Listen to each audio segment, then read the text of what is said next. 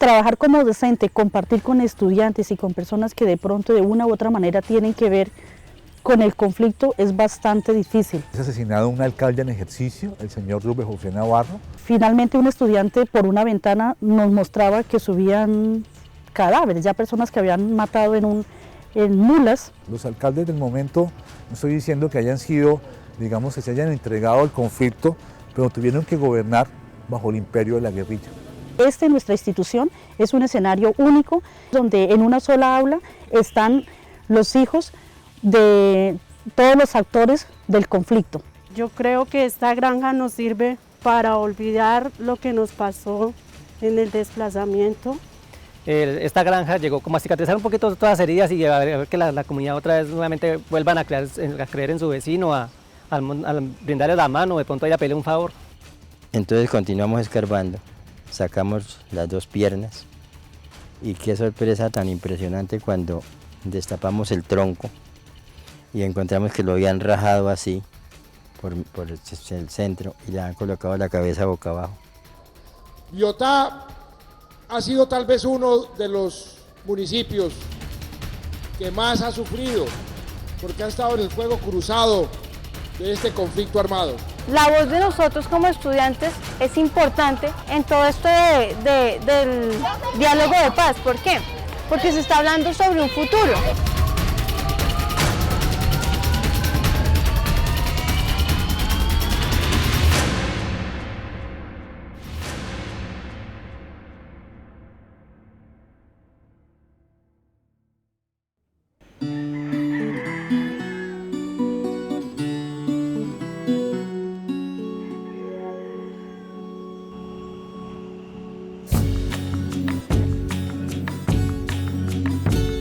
Aquí se generó entre 1890 y 1920 el 30% de todo el café que producía Colombia.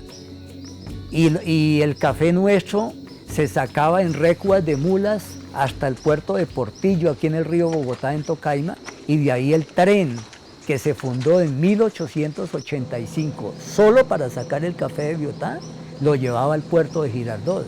Y en barcos a vapor, ese café llegaba a Barranquilla. Y hacendados de aquí fletaban barcos para llevar a Nueva York el café de Biotá y a veces a Europa. Nicolás Sáenz Pinzón, el fundador de la hacienda Liberia en Biotá, él funda el Banco de los Exportadores en 1899 y él en 1898 escribe el primer manual del cafetero colombiano. O sea, aquí hubo todo un desarrollo, todo un emporio, haciendas con su propia trilladora, con sus clasificadoras de grano.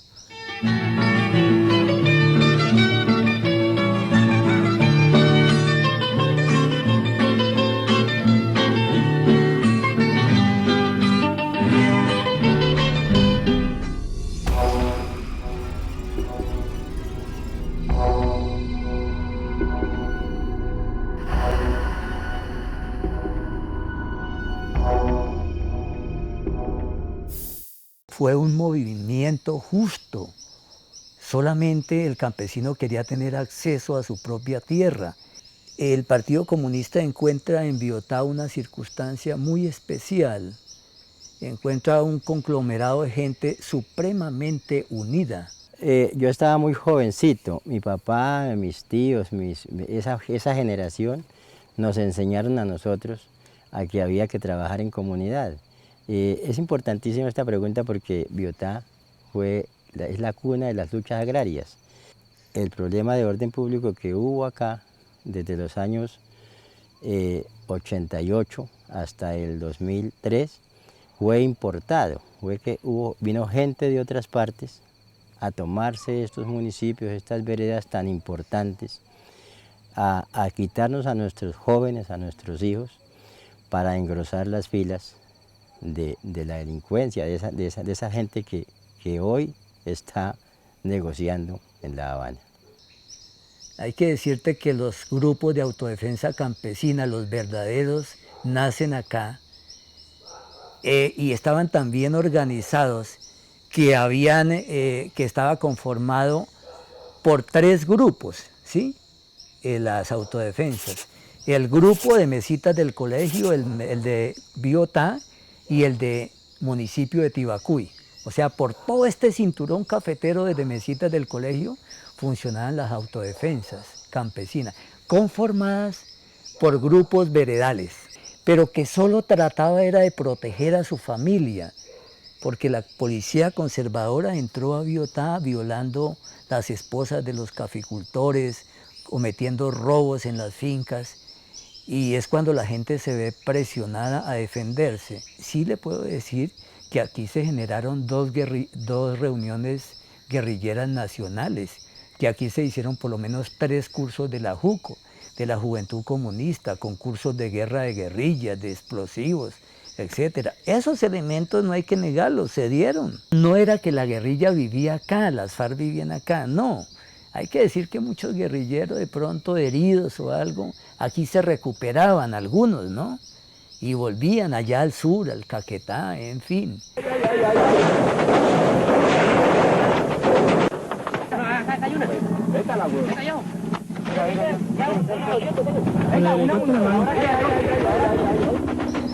Solamente tuvimos una guerrilla, esa guerrilla última que hubo en el 2000, 1999, 2001, 2002, solamente ahí hubo un frente, ese que se llamó el Frente 42, estuvo por acá en ese tiempo, pero antes la guerrilla no estaba aquí con base en esto, no.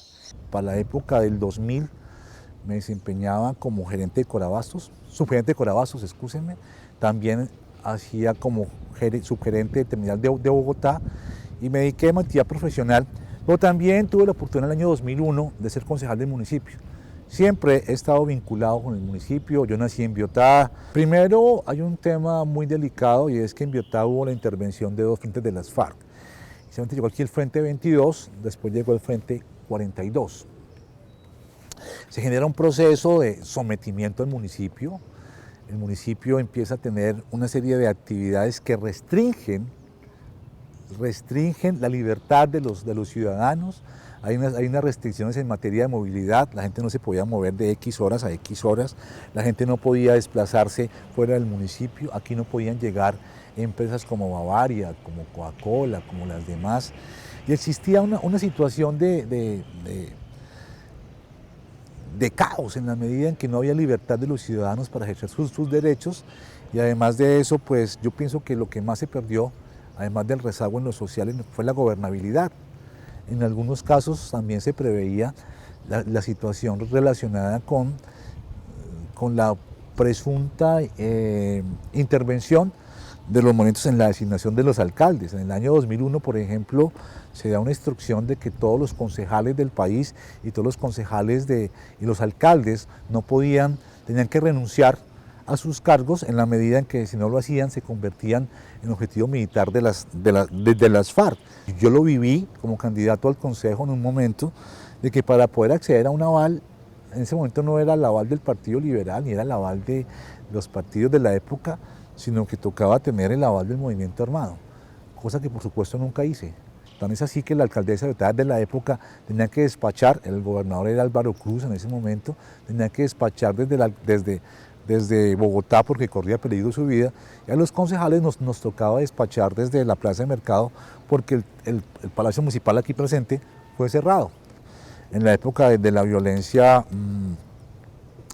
hay muchas situaciones delicadas en Biotá, son asesinados 2 alcaldes, ¿sí? Es asesinado un alcalde en ejercicio, el señor Rubén José Navarro, que fue alcalde del año 98 al 2000.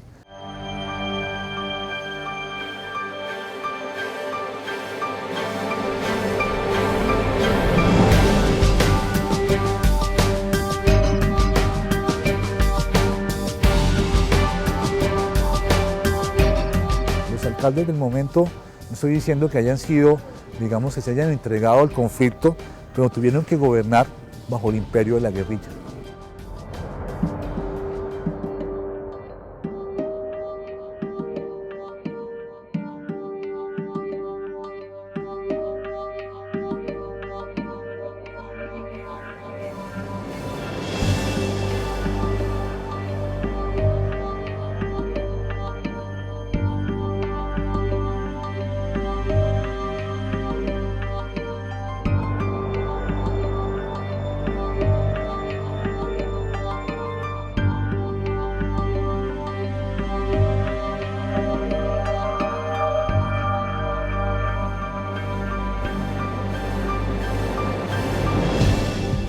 audiencia contra uno de los guerrilleros más temidos de las FARC y contra quien cursan al menos 53 investigaciones por secuestro empezó con la presentación personal de cada uno. Mi nombre es Bernardo Mosquera Machado. La captura de alias El Negro fue legalizada y con la intervención de la Fiscalía se les imputaron cargos por homicidio agravado, tentativa de homicidio y rebelión. Bernardo Mosquera Machado es un revolucionario. Por el momento no acepto ningún cargo.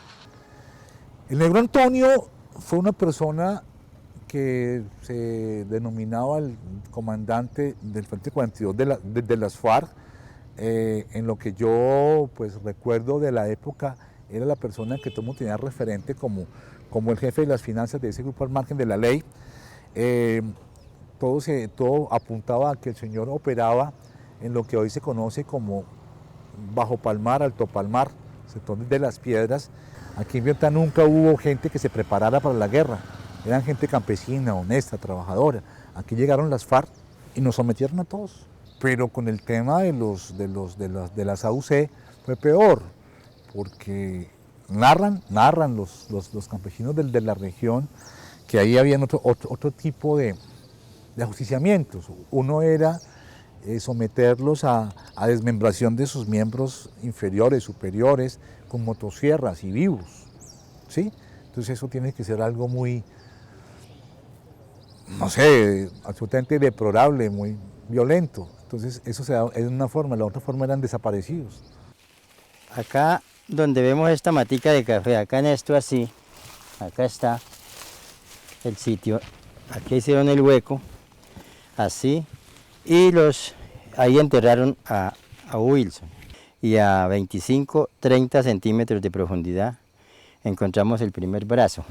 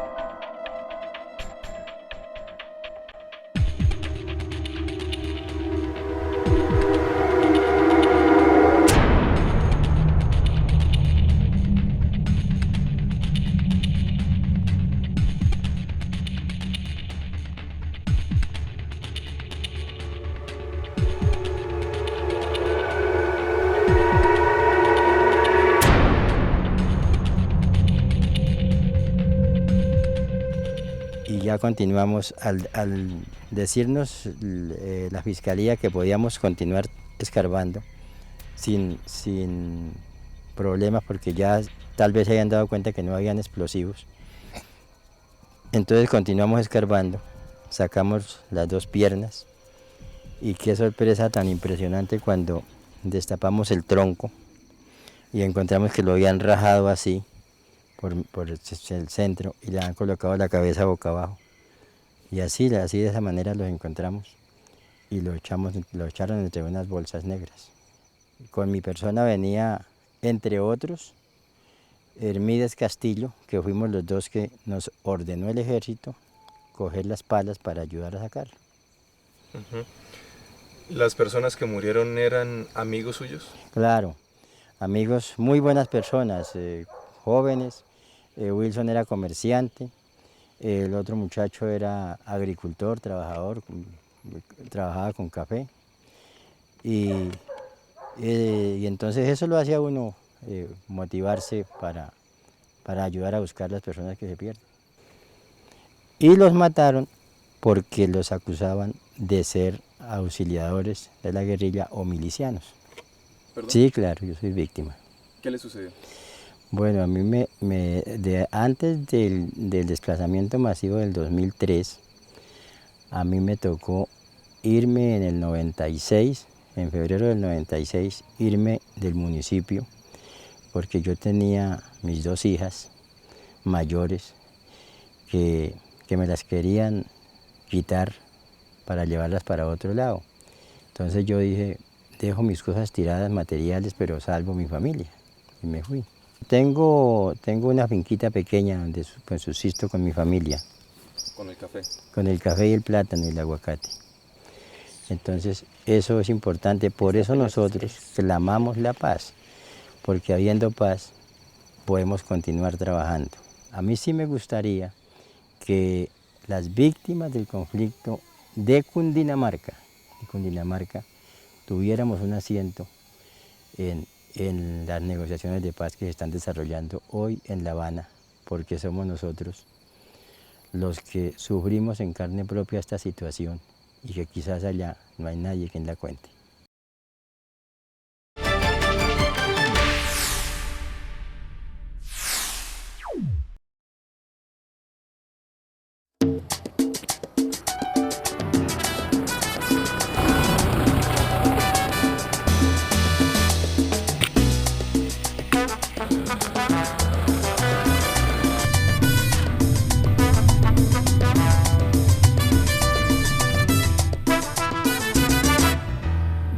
Tira bala, guerrillo tira bala, el indio tira bala, mi gente tira bala. Paraco tira bala, guerrillo tira bala, el indio tira bala, mi gente tira bala.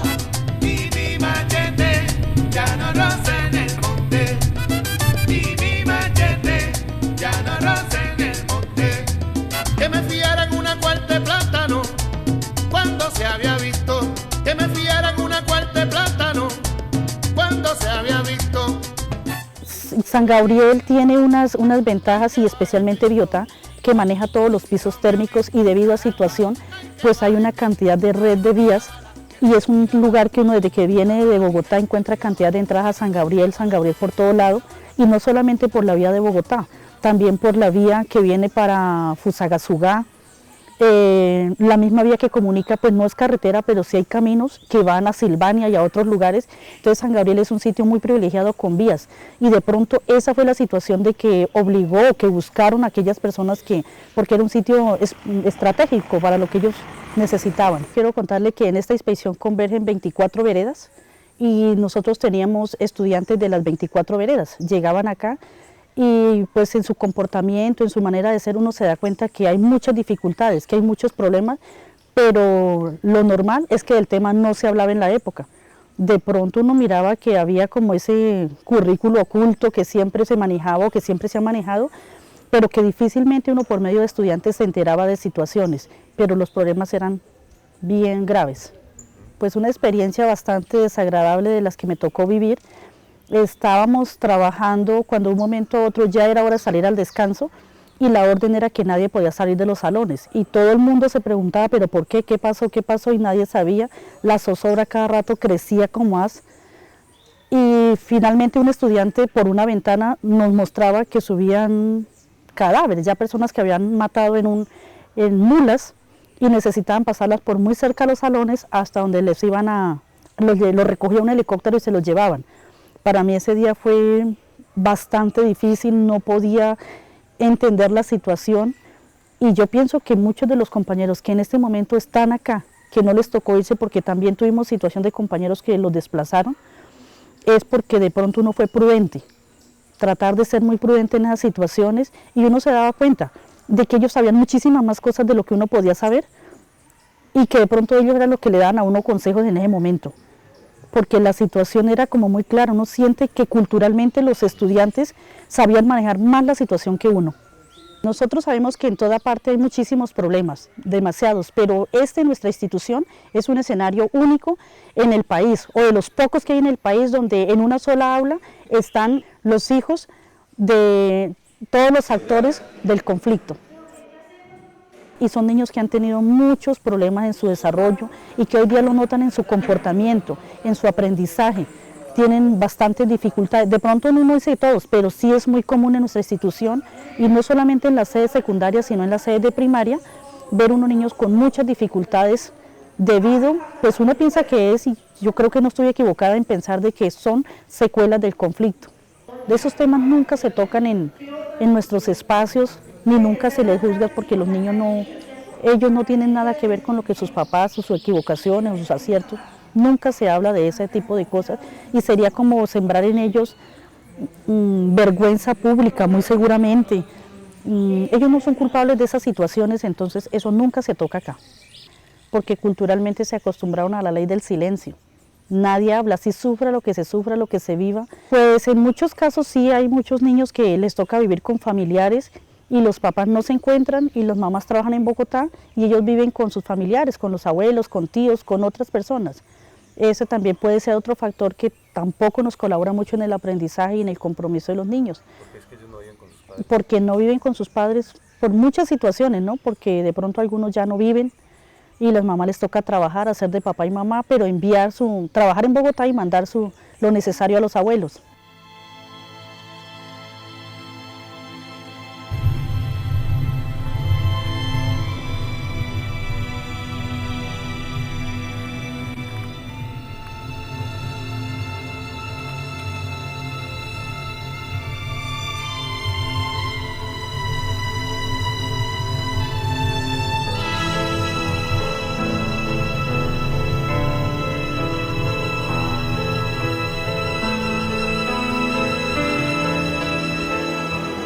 ¿Qué tal el ambiente acá?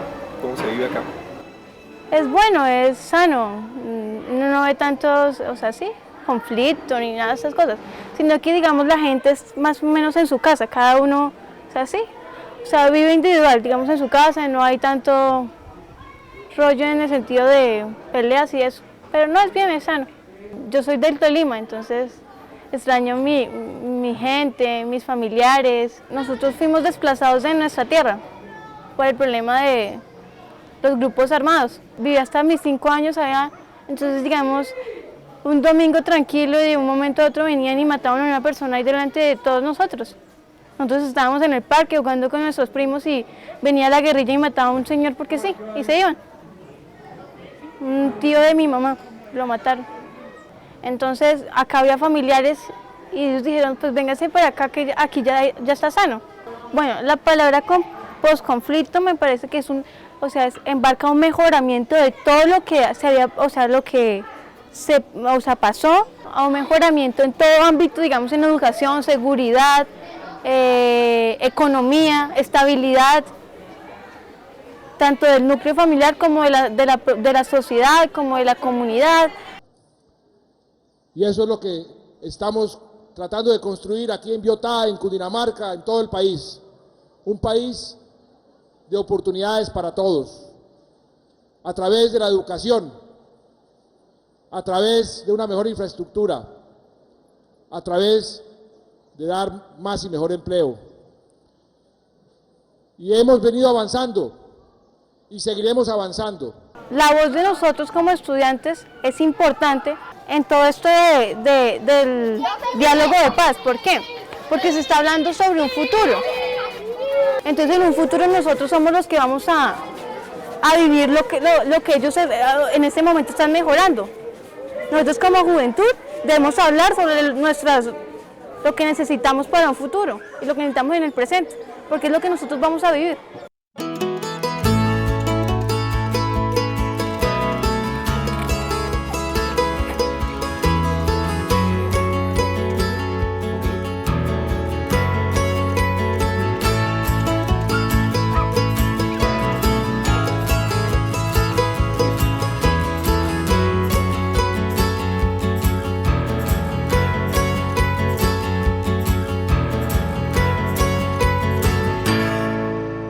Esa sola firma no garantiza nada.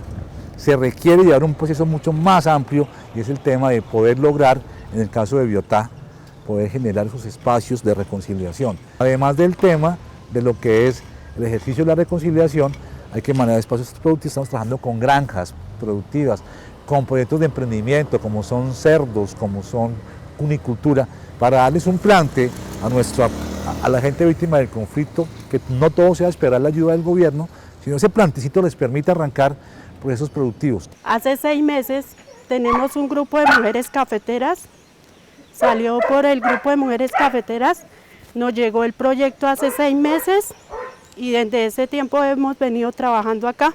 Aquí de pronto a la gente le llegaban con una gallinita, pero es que eso no soluciona nada.